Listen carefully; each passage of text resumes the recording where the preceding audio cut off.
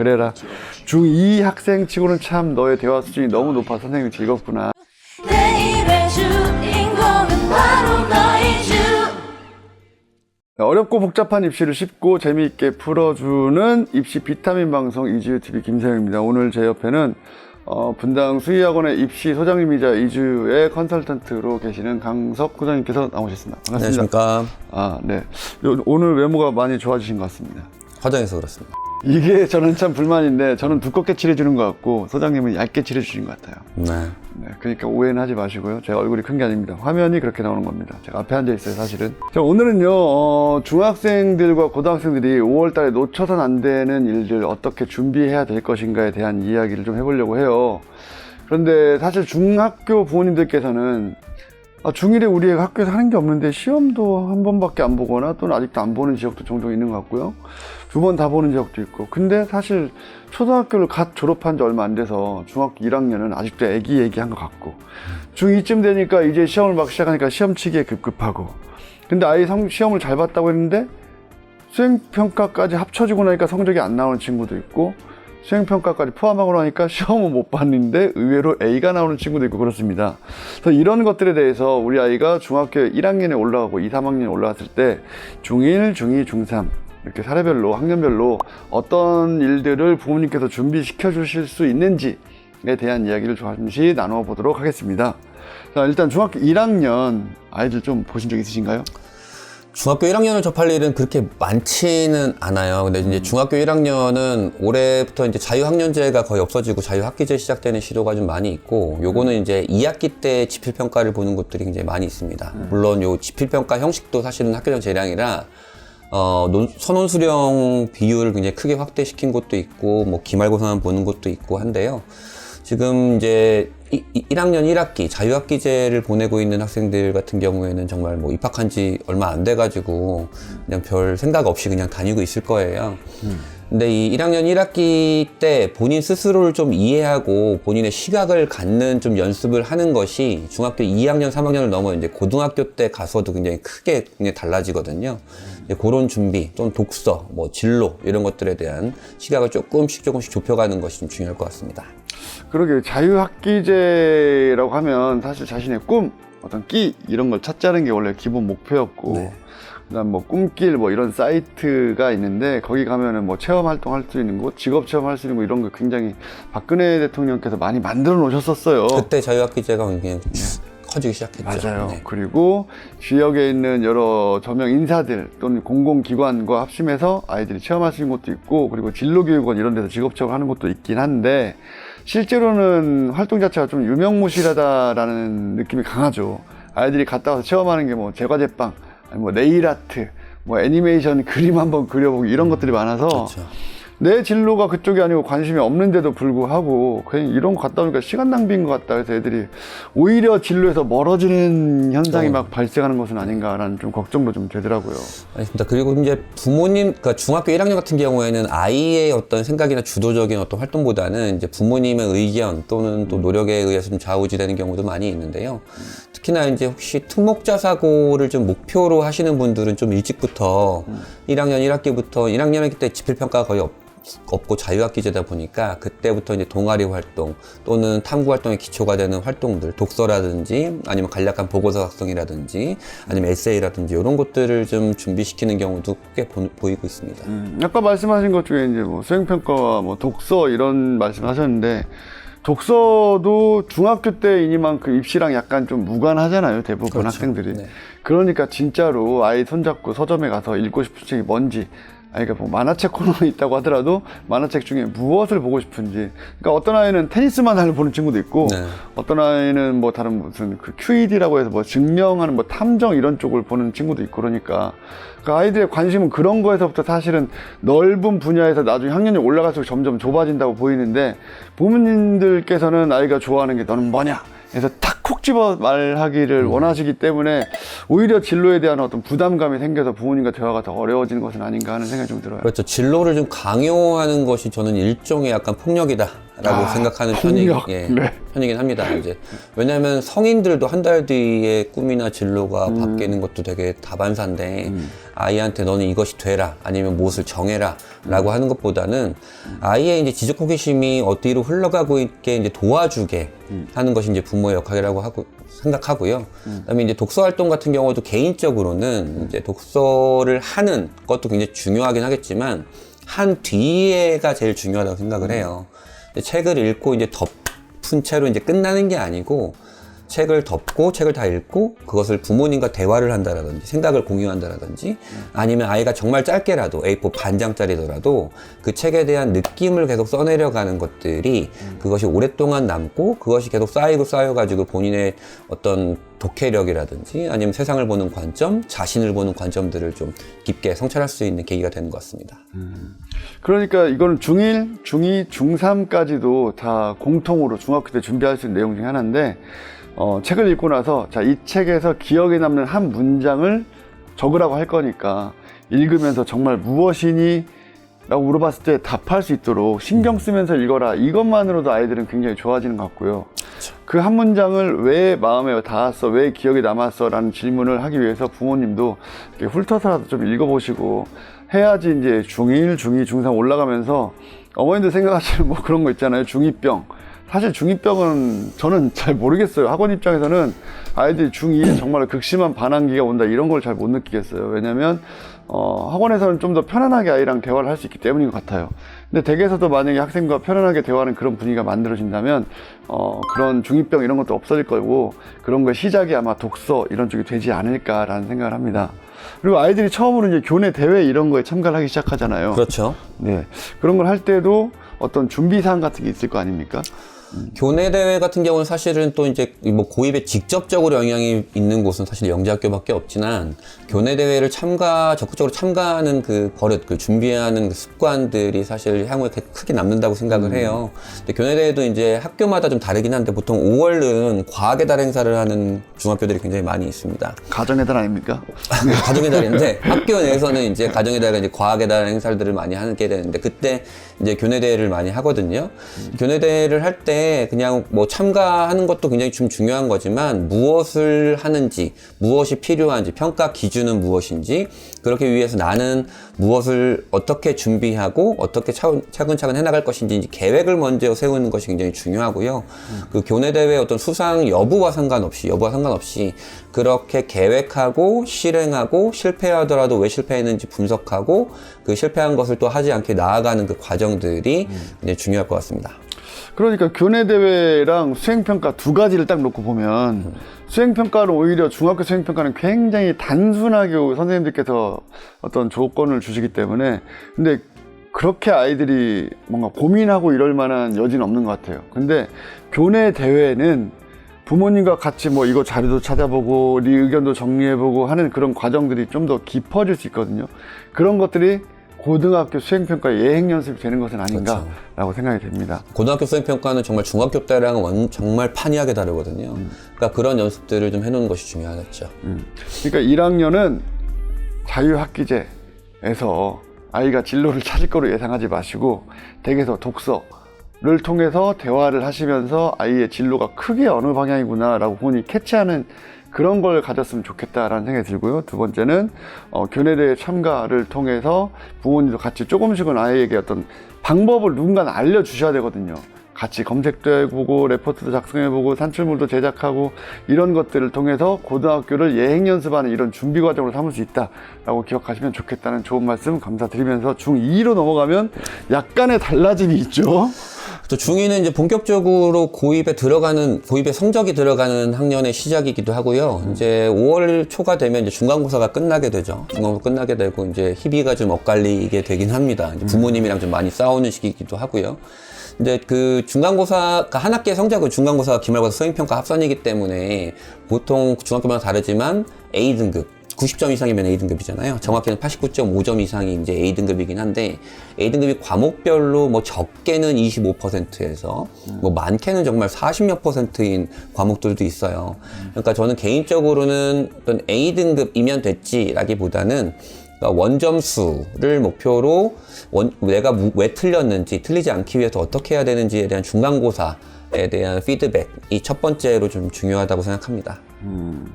그리고 시험을 치르고 나면 아이가 시험 몇 점 맞았대 라고 하는 것에서 끝나는 분들이 되게 많으신데 그렇죠.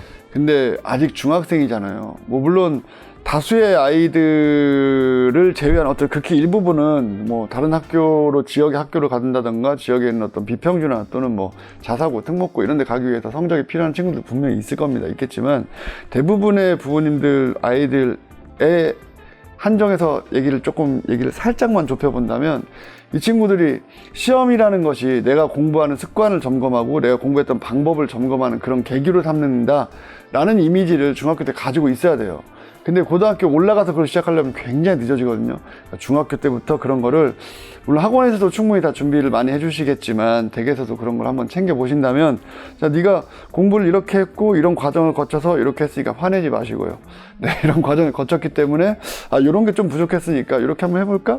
이런 정도로 이렇게 좀 이렇게 점검하고 넘어간다 정도만 돼도 아이들이 갖는 부담감이 시험을 잘 보면 칭찬받고 못 보면 혼난다가 아니라 내가 공부한 걸 점검하는 과정이겠구나 라는 이미지를 가졌으면 좋겠어요. 그리고 중학교 2학년이 되면 깜짝 놀라는 부모님들이 많으시죠. 그렇죠. 네, 중1까지는 시험을 그냥 얼레설레 이렇게 보고 지나가니까 그러니까 얘가 뭐 공부를 잘하는지 못하는지 잘 몰랐다가 중2에 시험을 이렇게 여러 과목을 쭉 보고 오니까 야 이거 이제 심각한데? 라고 깜짝 놀라는 사례들이 많으신데 뭐 우리 애만 그런 거 아닙니다. 많은 아이들이 그러니까 대다수의 아이들에 대해서 본다면 아직 늦지 않았다. 근데 지금 시작해야 된다.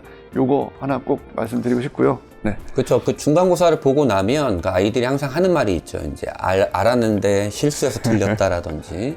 뭐 실수해서 틀릴 수 있습니다. 사람이기 때문에. 네, 다만 중요한 것은 그 실수를 왜 했고 실수를 줄여나가기 위해서 어떠한 노력을 해야 될 것인가를 꼭 염두하고 이제 앞으로 좀 나아가야 돼요. 그것이 정말로 이제 고등학교 때 들어가면 이제 실수도 용납이 안 되는 상황들이 좀 많이 생기거든요. 그러니까 실수는 실수한 채로 내버려 두는 것이 아니라 실수를 왜 했는지. 그러니까 고득점을 하기 위해서는 결국에는 틀린 것을 다시 틀리지 않으면 고득점이 되는 거거든요. 근데 그런 분석을 좀 해주면 좋을 것 같다. 성적이 반영되는 첫 학기다. 네. 이건 왜 그렇죠? 이제 특목자사고 또는 비평준화고등학교를 이제 지원하는 학생들 같은 경우에는 2학년 1학기부터 이제 성적이 좀 반영이 됩니다. 뭐 고교별로 뭐 전국 단위 자사고는 국영수가사를 반영하는 것도 있고, 뭐 국영수에다가 사회과학 중에 잘 나온 것을 반영하는 것도 있고, 그렇기 때문에 그때는 이제 근데 원점수는 반영은 안 되고, 특목자사고는 이제 A등급이지 B등급이지 성취도만 이제 반영이 되긴 하지만, 예를 들어 비평준화고등학교 같은 경우에는 이제 원점수까지 이제 반영이 되는 총점제잖아요. 그렇기 때문에 고입에 직접적으로 반영이 되는 거라, 그 중간고사 때 내가 예를 들어서 뭐 특목자사로 가고 싶은데, 중간고사 때 B가 떴어요. 그러면 이제 수행평가 기말고사 때는 정말 이것을 만회해야 되는 미션들이 있거든요. 그것을 좀 염두하면 되겠죠. 중요한 학기죠. 네. 외부로 빠져나가는 친구들에게 굉장히 중요한 학기이고 중요한 학년인데 근데 또 너무 또 거기에만 집착하다 보면 아이들에게 또 극심한 스트레스로 가서 이게 중학교 때는 그래도 부모님 말을 좀 듣거든요, 그 친구들이. 고등학교 올라갔을 때 이제 대화를 차단하기 시작하면 이게 문제가 됩니다. 그러니까 정말 중요한 건 좀 더 길게 보고 가는 거고 아이가 뭐 어느 대학에 가거나 어느 직업을 갖거나 또는 어떤 사회인이 되거나 이런 걸 희망하신다면 물론 아이가 영재학교를 가고 과고를 가고 특목고를 가고 이러면 정말 좋겠지만 혹시라도 거기서 약간 멀어지거나 한 발 좀 천천히 간다고 해도 아이랑 대화를 이어가는 게 훨씬 중요하다는 사실을 기억해 주시면 정말 좋겠습니다. 네, 성적도 성적이지만 이제 저는 학교 활동, 뭐 동아리라든지 아니면 수행평가 교내대회 이런 것들을 적극적으로 참가하는 걸 되게 독려하는 편이긴 한데요. 뭐 고입으로만 따지면 특목자사 고입에 대한 이제 수요나 인기가 굉장히 높아지고 있어서 학생부 관리에 대한 중요도가 조금씩 올라가고 있는 것도 사실이고 이제 현재 중학교 3학년이 고등학교 올라가는 내년부터는 이제 고교학점제 시작이잖아요. 이제 고교학점제 2028 대입 이제 확정안을 들여다보면 결국에는 이제 정성평가가 확대가 될 수밖에 없는 상황이긴 한데 그렇다라는 건 교내 활동들을 어떻게 했느냐가 굉장히 중요해지는 거거든요. 그것을 좀 연습하는 시기라고 생각하시면서 2학년 때 이제 학교 활동들도 좀 열심히 하시는 것이 중요할 것 같습니다. 네, 맞습니다. 우리가 대화를 하다 보니까 지금 빠지는 게 있는데 네. 예, 그래도 부모님들 꼭 아이들에게 오늘 점심은 누구랑 먹었니? 학교 친한 친구 누구야? 이런 말도 건네는 것도 우리도 사실 궁금하긴 한데 우선순위에서 좀 밀린다고 생각해서 대화를 잘 못하는 소재 중에 하나인데 이것도 우선순위에서 좀 가끔은 최상단에 올려놓는 것도 지혜롭지 않을까라고 생각이 여러 듭니다. 연구 결과에 의해서도 사실 부모와 대화가 많은 학생들의 성취도가 좀 높은 것 그렇게 결과가 나오기도 하죠. 대화가 주로 싸움이면 어떻게 합니까? 자, 그럼 중학교 3학년으로 넘어가 보겠습니다. 중3은 저 중2에 계속해서 연속되는 그런 흐름이라고 보여져요. 좀 더 고등학교를 앞둔 직전 학년이기 때문에 약간 조급해질 수도 있겠지만 중2에 했던 것들을 조금 꾸준히 2학년 때부터 계속 가져왔다면 마음이 급해지진 않으셔도 될 것 같습니다. 하지만 급해져야 되는 학생들이 있죠. 그렇죠. 중학교 3학년들 같은 경우에는 우선 입시로만 따지면 이제 5월 말부터 영재학교 입시가 시작이 되죠. 준비하는 학생들 같은 경우에는 이미 이제 자기소개서가 거의 완성되고 추천서 선생님들이 작성해주게 되는 시기가 되고요. 그 다음에 이제 외고나 국제고나 자사고는 사실 2학기까지 가서 준비하는 친구들도 많이 있긴 하지만 특히 중요한 게 이제 외고 국제고가 올해부터 이제 국제 외국어고 외고 국제고로 서로 이제 커리큘럼이 섞일 수 있다라는 것이 이제 작년에 명시가 됐거든요. 그렇죠. 근데 그것이 각 고등학교들이 어떻게 움직이는지에 대한 것들을 발표하는 게 이제 설명회 때 그런 것들 많이 한단 말이죠. 그러니까 외고 국제고를 좀 준비하시는 분들은 그 학교 설명회에 꼭 참석하시는 것도 굉장히 좀 중요할 것 같고, 근데 일반적인 대다수의 학생들 같은 경우에 사실 내년부터 이제 고교학점제잖아요. 고교학점제죠. 이것에 대한 혼란들이 사실 되게 많습니다. 이것에 따른 고교 선택이 대학의 반을 좌우한다 이렇게 막 자극적인 문구들도 많이 좀 언론에서 뿌려대고 있긴 한데. 저 그런 거 좋아합니다. 올해 특히 3학년 이제 학생 또는 학부모님들 같은 경우에는 고교별로 내년도 고교학점제를 어떻게 준비하고 있는지에 대한 인식을 꼭 보통은 이제 2학기 때 많이 학교들이 설명회를 많이 하잖아요. 그것들은 꼭 참석하시고, 설명회를 안 하는 학교가 있다 그러면 전화해서 물어보시고, 그런 것이 굉장히 좀 중요할 것 같습니다. 학교의 그 커리큘럼이나 프로그램이 고교학점제에 어떻게 대비가 되고 있는지 되게 중요할 것 같습니다. 근데 지역에 이제 일반적인 일반고에서 고교학점제를 어떻게 대비할 것이다 이런 건 좀 아직 방침은 없을 것 같아요. 그렇죠. 사실 그 일선 교육 현장에서 굉장히 뜨뜻미지근합니다. 뜨뜻미지근한데 문제는 뜨뜻미지근한 상태에서 그냥 그대로 아무 준비 없이 이제 아이들을 받아서 이제 3년을 올리면 저는 개인적으로 이번에는 정말 옥석이 가려질 것이다 라는 생각을 좀 하고 있어요. 왜냐면 이제 학교의 권한이 좀 커지는 거거든요. 고교학점제가. 학교의 권한이 커진다는 역설적으로 학교의 노력과 경쟁이 결국에는 본인 그 학교의 이제 밸류를 좀 높이는 길이기 때문에 학부모님들께서는 그 지역에 내가 관심 있어 하는 고등학교가 내년에 어떤 일들이 어떻게 준비하고 있는지 그런 것들을 좀 유심히 보시는 것도 중요할 것 같습니다. 그러니까 근데 이거는 학교뿐만 아니라요, 집안의 어떤 분위기나 부모님과의 대화나 아이의 그 공부하는 성향이나 그리고 또 학원에서 어떻게 준비를 해주냐 이런 여러 가지 것들이 아이를 둘러싼 굉장히 다양한 환경이 이제 진짜 크게 영향을 미치는 게 현재 중학교 3학년 이하라고 생각이 되어요. 이 친구들은 우리가 고교학점제 특집 이런 데서도 많이 들어보셨고 저희도 말씀드렸지만 1등급이 10%라는 굉장히 넓은 구간, 2등급이 24%, 합쳐서 34%라는 엄청나게 넓은 구간이기 때문에 동점자가 되게 많아요. 이 동점자를 구별할 수 있는 것은 당연히 일단 수능 최저, 그리고 서류의 경쟁력, 그리고 면접 이렇게 세 가지가 있거든요. 현재 전형 요소로 본다면. 근데 학교에서 우리가 꾸준히 준비할 수 있는 건 당연히 세 개 다네. 수능은 어쨌든 학생이 공부를 하는 것일 테고, 근데 서류의 경쟁력은 학교에서 신경 써줄 수밖에 없는 것인데, 학교에서 그 서류 경쟁력을 안 신경 써준다면 누군가는 도와줘야 되지 않겠습니까? 그게 아이랑 가장 가까이 있는 부모님이실 테니, 현재 중2, 중1이라면 아직 늦지 않았으니까 대화를 좀 더 많이 이어갈 수 있는 그런 습관을 가져보시고, 그리고 중3이라면 우리 아이가 아직 그런 습관에 덜 잡혀 있어. 그러면 그걸 좀 더 도와주는 학교 쪽으로 갈 수 있는 것들이 현명한 선택일 것 같습니다. 네, 특히 또 외고국제고 자사고를 염두하시는 학부모님들께서는 3학년 1학기 때 이제 창체란이 굉장히 중요합니다. 왜냐하면 세부능력 및 특기 자사고를 준비하는 학생들은 세부능력 및 특기 사항이 이제 2학년 때 것까지만 들어가거든요. 3학년 때 창체란만 들어가기 때문에 마지막 좀 학생부 관리에 좀 힘을 쓰셔야 될 것 같고, 사실은 정말로 저는 이제 특목자사고를 생각을 하던 안 하던 특목자사고에 준하는 준비나 노력은 하라고 항상 얘기를 하는 편이에요. 그것이 고등학교 때 힘을 좀 발휘하기 때문입니다. 학생들이 이제 교과 선행을 되게 많이 하잖아요. 교과 선행을 하는 이유는 고등학교 때 가서 어떤 여력을 좀 갖기 위한 것들인데, 이 비교과적인 부분, 학교 생활적인 부분도 사실은 선행이라는 개념보다는 약간 성숙이라는 개념이 존재합니다. 그런 것들을 미리 준비하고 염두하고 본인 학교 생활을 굉장히 충실히 하고 본인에 대해서 관심을 갖고 이러한 연습들이 고등학교 때 충분한 힘을 발휘하기 때문에 그런 것들도 특목자석으로 준비하던 일반고를 생각을 하던 그런 것들은 좀 열심히 준비하는 것이 좋을 것 같습니다. 그러게요. 그래서 보통 이제 많은 시험 끝나고 나서 많은 학원들에서 나는 어떤 사람인가라는 거를 이게 찾아보는 활동을 좀 기획을 하는데 아이들이 너무 애기다 보니까 장난이죠. 나는 어떤 사람이야? 선생님, 저는 슈퍼맨이에요. 슈퍼맨 애들이 모르더라고요. 스파이더맨이에요. 뭐 이런 친구들도 있고, 저는 뭐 마블의 히어로가 될 거예요. 그래, 너는 마블의 히어로가 될 것 같다. 그래, 잘해봐라. 타나토. 이게 절대 반지? 뭐 반지가 있잖아, 반지. 전 잘 모릅니다. 아, 무슨 스톤 있어요, 스톤. 무슨 스톤이 있는데, 뭐 그거 끼고 저는 우주를 뭐 제패하겠다. 저는 우주를 뭐 제패하겠다.